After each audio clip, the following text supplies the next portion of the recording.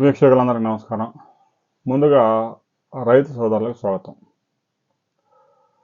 America అధ్యక్షుడిగా Donald Trump గత ఏడాది జనవరి 21వ తేదీ ప్రమాణ స్వీకారం చేసిన తర్వాత అన్ని దేశాల వాణిజ్యాన్ని గబ్బుబట్టించాడు.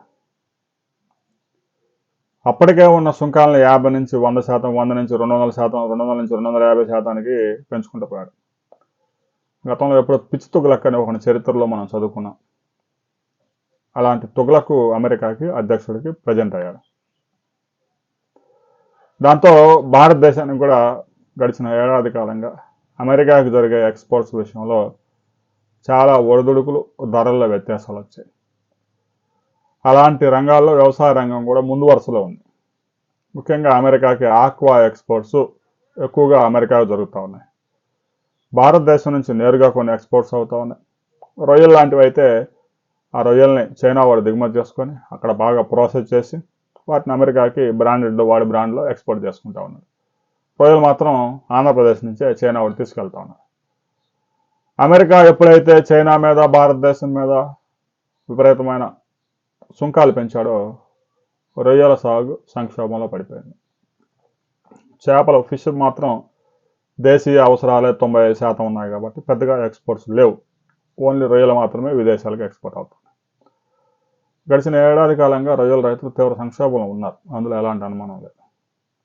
కనీసం కేజీకి 400 నుంచి 450 రూపాయల ధర దక్కితే కొంతవరకు రైతుకు గిట్టుబాటు అవుతుంది. 30 కౌంట్ వచ్చినవి కూడా కనీసం 300 రూపాయల ధర దక్కపోతే రైతులకు గిట్టుబాటు కాదు. రాష్ట్ర ప్రభుత్వం రొయ్యలు, చేపల సాగు చేసే రైతులకి ముఖ్యంగా రొయ్య సాగులో విద్యుత్ అవసరం ఎక్కువగా ఉంటుంది. ఏరేటర్స్ 24 అవర్స్ నడపాల్సి ఉంటుంది కాబట్టి ఎకరాకి 40 నుంచి 50,000 విద్యుత్ బిల్లులే వస్తూ ఉంటాయి. రాష్ట్ర ప్రభుత్వం జోన్ పరిధిలో ఆక్వా సాగు చేస్తున్న రైతులకి రాయితీ ధరల మీద విద్యుత్ సరఫరా చేస్తూ ఉంది. అయితే రొయ్యల రైతుల సంక్షోభానికి రాష్ట్ర ప్రభుత్వమే కారణం. వైఎస్ ఉన్నప్పుడు యూనిట్ విద్యుత్ ₹50 సప్లై చేశాడని చెప్పేసి ఒక పెద్ద కథనాన్ని వచ్చేశారు. కొల్లేరు ఆక్రమణని తొలగించారు. ఎందుకు తొలగించారు? తెలుగుదేశం పార్టీ వాళ్ళ రొయ్యల సాగులో ఎక్కువగా ఉన్నారు. వారి యొక్క ఆర్థిక మూలాలు దెబ్బతీయాలని కొల్లేరు పరిసర ప్రాంతాల్లో చెరువులన్నీ తవ్వేశారు.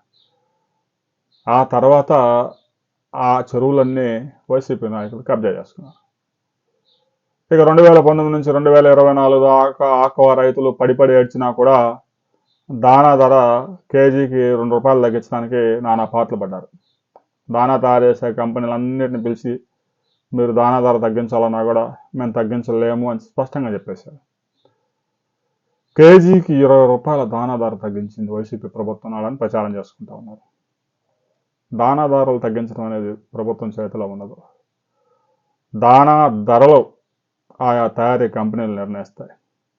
దానా తయారీకి అవసరమైన మొక్కజొన్న, సోయా, డిఓపి ఇలాంటివన్నీ ధరలు ఎక్కువగా ఉన్నాయి. అవన్నీ మార్కెట్ నుంచి ఆ కంపెనీలు కొనుగోలు చేసుకోవాలి. మరి వాళ్ళు దానా ధర తగ్గించాలంటే మీరు మొక్కజొన్న ధర తగ్గించాలని వాళ్ళు అడుగుతారు. సాధ్యం కాదు. కేజీకి ₹20 తగ్గించింది జగన్మోహన్ రెడ్డి ప్రభుత్వం అని చెప్పేసి కథనాలు వండి వచ్చారు. దానా ధరలు తగ్గించడం ఎవరి చేతిలో ఉండదు. దానా ధరలు నిర్ణయించుకునేది కంపెనీలు.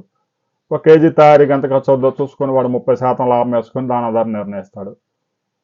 గోద్రేజ్ వాళ్ళు తయారు చేసినా, హెరిటేజ్ వాళ్ళు తయారు చేసినా, టాటా వాడు తయారు చేసినా, ఎవరు తయారు చేసినా కూడా వాడి మార్కెట్లో కాంపిటేటివ్ ప్రైస్ ఎంత ఉందో చూసుకొని ఆ రేట్ల ప్రకారం మార్కెట్లోకి వెళ్తాడు.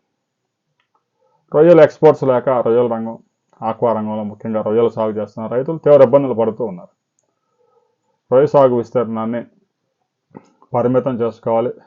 ఎక్స్పోర్ట్స్కి ఆల్టర్నేటివ్ దేశాలను వెతుక్కోవాల్సిన అవసరం ఉంది. ఎక్స్పోర్ట్స్ లేకుండా రొయ్యల సాగు చేస్తే దేశీయంగా ఒక్కసారిగా రొయ్యల వినియోగం పెరిగే అవకాశం లేదు.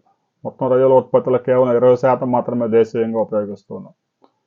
దేశీయంగా ఫిష్ ఎక్కువగా ప్రజలకు బాగా అలవాటు అయిపోయింది కాబట్టి ఎక్కువగా వాడుతూ ఉన్నారు. రొయ్యలు మొత్తం ఎక్స్పోర్ట్ మీద ఆధారపడిన పరిశ్రమ. ఎక్స్పోర్ట్స్ మీద దెబ్బ కొట్టాడు ట్రంప్. చైనాకి వెళ్ళడం లేదు, అమెరికాకి నేరుగా వెళ్ళే పరిస్థితిలో దీంతో ప్రాసెసింగ్ యూనిట్లలో కూడా పెరిగిపోయింది. కేజీ 200, 250 కూడా కొనే పరిస్థితి లేదు. రొయ్య రైతులు సంక్షోభంలో పడిపోయారు.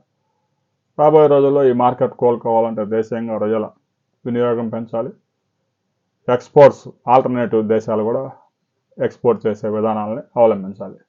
ఒక అమెరికాకో చైనాకో ఎక్స్పోర్ట్స్ నిలిచిపోతే ఆ రంగం మొత్తం దెబ్బతినిపోతుంది. అందువల్ల యూరోప్ దేశాలకి ఓపెన్ అయింది గేట్స్. భారతదేశం ఎంఓయూ చేసుకుంది. రాబోయే రోజుల్లో యూరోపియన్ యూనియన్ దేశాలకి పెద్ద ఎత్తున ఎక్స్పోర్ట్ చేయడానికి ఆక్వా కంపెనీలు ప్రయత్నాలు చేస్తూ ఉన్నాయి. రాబోయే 4-5 నెలల్లో ఈ రంగం కొంతవరకు కోలుకునే అవకాశం ఉంది. రొయ్యల సాగులో రైతులుగా మీరు ఎదుర్కొంటున్న సమస్యల్ని ప్రతి రైతు కామెంట్ చేయండి.